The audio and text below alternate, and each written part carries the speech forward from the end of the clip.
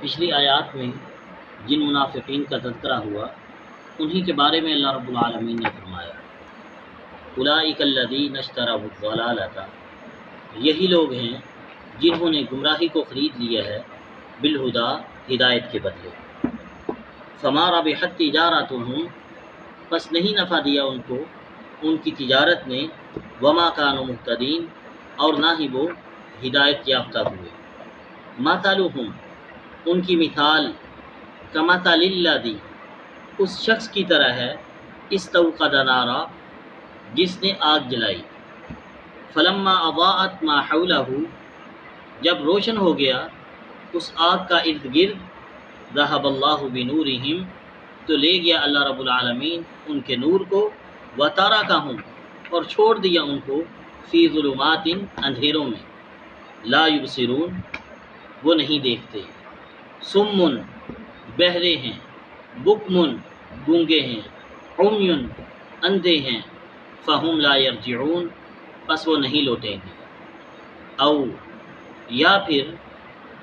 کصیب من السماء، ان کی مثال اس زوردار بارش کی طرح ہے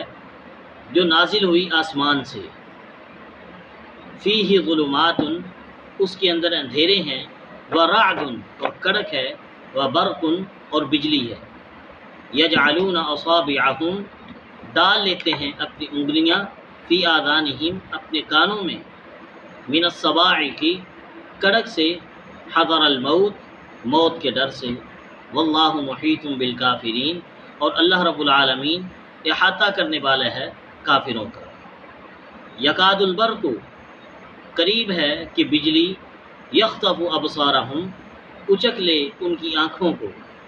کلما، جب بھی، اضاء لہم مشوا فیہ،